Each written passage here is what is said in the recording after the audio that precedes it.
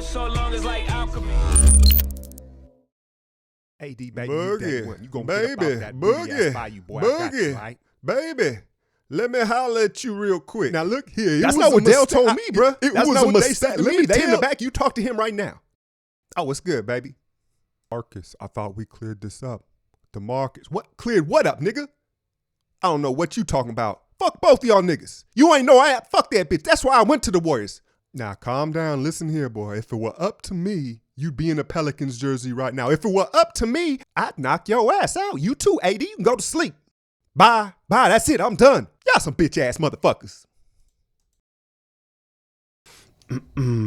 Nah, man, I kid. All jokes aside, but for those of you that caught that, right, that was kind of spicy right there. You know, it seemed like it kind of started off all good, and then Boogie got in his feelings, and there's a lot of, you know, he's sticking by the story. He never got an offer. Del Demps claims differently. Gentry's probably stuck somewhere in between, because if I were to guess, I think Gentry probably didn't want him back. And AD, who knows? That's a tough situation, because it's like AD's his boy. He was a mentor to him at Kentucky.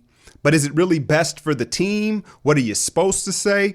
But I think ultimately Del Demps has made a mistake here, because by all accounts, Boogie and AD have reconciled. They've talked and hashed it out or whatever. And you can call Demarcus Cousins a lot of things. I don't think he's a liar. He doesn't take me for a liar, because he wears his heart on his sleeve and he's very transparent. I think you would know if he was lying. And I think Anthony Davis believes him. And so if Del Demps isn't being honest and Anthony Davis did want his boy back, then that's a problem, because you're already seeing him lay the groundwork for the exit. There was an article released today and he said something to the point of like, I have to play perfect in order for us to win. And then he quickly realized, you know, what that makes it sound like to his teammates. He goes, my teammates have been great, but I do. And now he's dealing with the elbow injury. And you're just seeing him start to lay the groundwork. Obviously, he's switched agents now to LeBron's agency. Now, the question I have is, by the time he finally gets out of there, because I don't foresee it happening this season, the Pelicans are going to hold on to the bitter end, as they should.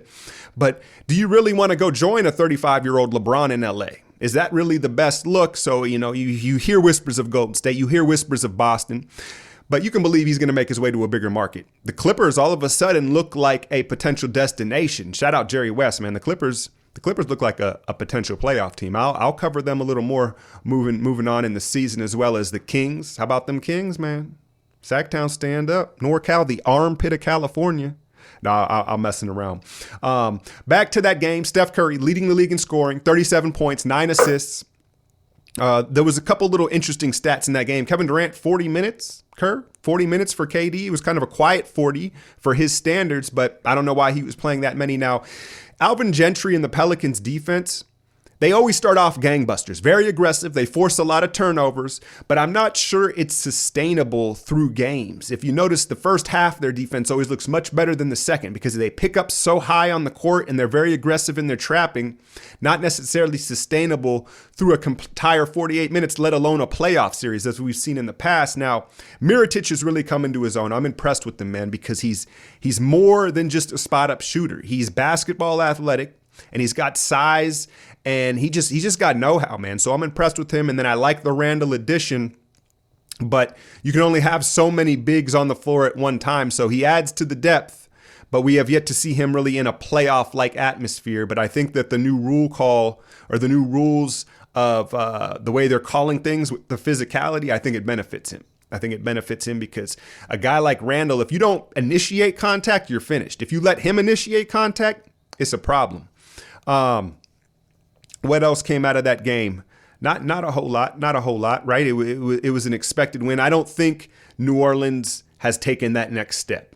I think they're going to be right there, and hey, they may see him again. I don't think they've taken a step up to now where they're in contention, and I think Anthony Davis knows that ultimately. Now, Golden State has Minnesota coming in Friday night, and you know your boy had to bless D Rose. As soon as I'm asking why he taking so many shots, he takes a career high, 32 shots, 50 points, and it was impressive, man.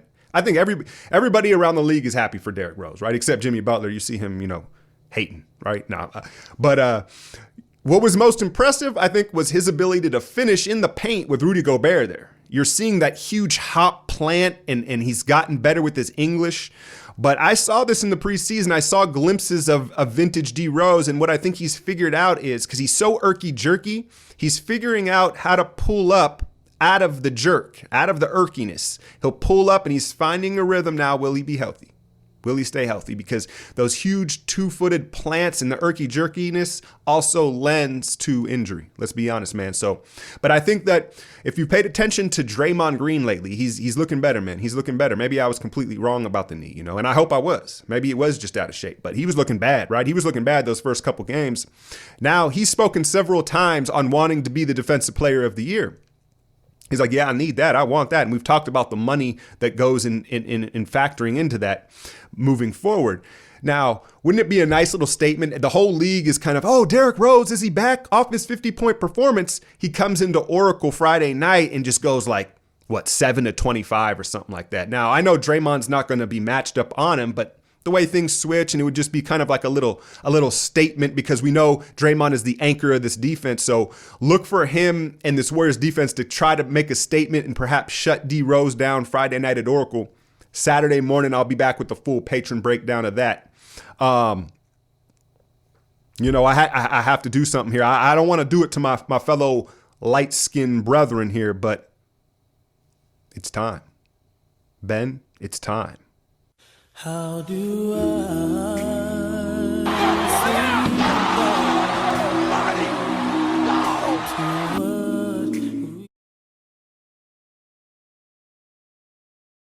That's real talk. That's real talk, right? That's real talk, man, because, shout out JJ Redick and his podcast.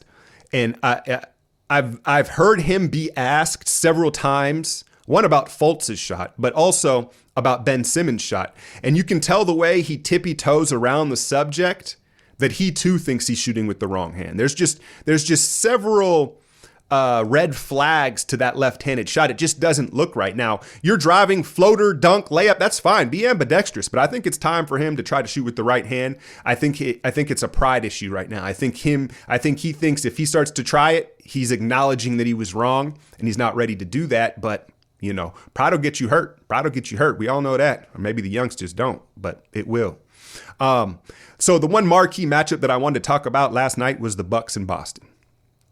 And all this talk about why is Boston struggling offensively? And you saw Gordon Hayward and Kyrie both starting to get their swagger and, more importantly, their legs under them, right? So both of them look better offensively. But I'm watching the game and I'm looking at their roster, and it strikes me that all of their guys are basically natural scorers. None of them are natural playmakers. Kyrie, Tatum, Jalen, Rozier. Marcus Smart thinks he's a natural scorer, right? I don't know if he is. I don't think Marcus is, but boy, he thinks it's going in, man. And I understand what he brings to the table. And Marcus Smart's the one guy I would circle and say, can you change and become a playmaker? Can you become Draymond? Because he has similar characteristics to Draymond in a guard form, right? But he's a more shot happy. Draymond knows, like, man, and obviously what's around him probably changes that perspective, but Draymond is content shooting 4 or 5 times in a game. Marcus Smart is not. And they need guys like that. Al Horford is the only guy that I would say is more of a playmaker, but he's your center. So how much of the offense can he actually initiate? And so they're going to figure it out. They have so much talent, but they're not going to be a juggernaut of an offensive team, because every guy's, and when I say natural scorer, what I mean is their natural instinct when they have the ball is to try to put it in the net. Where you look at like a Lonzo Ball or an Andre Iguodala, those guys are natural playmakers. Their first instinct is to move the ball. Even LeBron, who's had to change that archetype a little bit throughout the years, natural playmaker. That's their first instinct, is to make the pass. And that's what they get as much dopamine dropped into their head off an assist as a shot. The Boston players, that dopamine spike comes from getting buckets. And so I just think in order to balance out the roster, I'll throw this out here. This is a little weird trade. I'm not saying it's realistic. I'm just saying it's crossed my mind. What if they were to call up the Lakers and they were like, we'll offer you Scary Terry and one of these draft picks for Lonzo? Now, I'm not saying anybody's doing it. I'm just saying, you got Terry, who's a better offensive player than Lonzo at this point. I know Lonzo's looking better right now with LeBron, but I was just more thinking of it from Boston's side. They need a guy like Alonzo who's just happy moving the ball quickly, playing defense, right? Because all these guys kind of want to massage the ball, and I think it's bogging down their offense. That said, they won the game, right? And from the onset, here's my big takeaway. Brook Lopez cannot play against the Celtics. If they see him in the playoffs again, or the Bucks see the Celtics in the playoffs again, Brook cannot play. And I almost think Bud is playing possum here. I can't think that Bud is this incompetent of a coach of making changes within a game. So I think he just was willing to take his lumps and it's his strategy, because even when Ilyasova's playing the 5, none of these guys come out of the paint on the pick and roll. The big defending the screen stay in the paint, and Boston was dicing it up all night. Would they put up like 45 3-pointers? So I just thought that was interesting. And I think ultimately when these two teams meet in the playoffs, you're going to see a small ball lineup. You got to play small ball. Styles make fights, and that means Giannis at the 5. Giannis. I know y'all think I'm wrong, but do your homework. I believe it's Giannis. But put Giannis at the 5 and play small ball. You can pick and choose your guards. You can fit in DiVincenzo. I like him, man. He reminds me of like the white homie who always has immaculate Jordans on. Every time you see him, new pair of J's, immaculate. No, but he popped at Villanova. He did. Whenever I turned on a Villanova game, I was like, who's this dude, man? Very athletic and just fits right in. Plays his role. Put Giannis at the 5, play small ball, and I think that's the opportunity. And you say, all right, well, how often can you do that? Again, styles make fights. There's only a handful of matchups in the league that he can't play the 5, because most bigs now are standing on the perimeter trying to spread the floor, and that plays right into Greek's hands as a defender and using his length. No Jaylen Brown, and I think Semi Ojeleye did a good job on Giannis, but I think that Jaylen Brown is probably the better matchup. No one's stopping him. He's figuring out all he needs to do is take one dribble and either elongate or elevate, and it's a wrap. So, it'll be a fun series, but I think Bud is holding his cards tight to his vest. I don't think that that's the strategy. I hope it's not the strategy that he employs in a playoff match. Why? But I have to ask, why does Bud always looks like he's prairie dogging? Right? The brother, he on the, I say the brother, but he's always on the sideline, like it's about to come out, and he knows he ain't going to get to the halftime. And it's, I always got to come with the potty humor. That's what your boys got to do. But anyway, this will be a more quick wrap up NBA Alchemy. What is it? Episode 12 already, Friday. I hope y'all enjoyed a weekend. And if you haven't already, hit the like, hit the share, and subscribe. I'm out, y'all. So long as like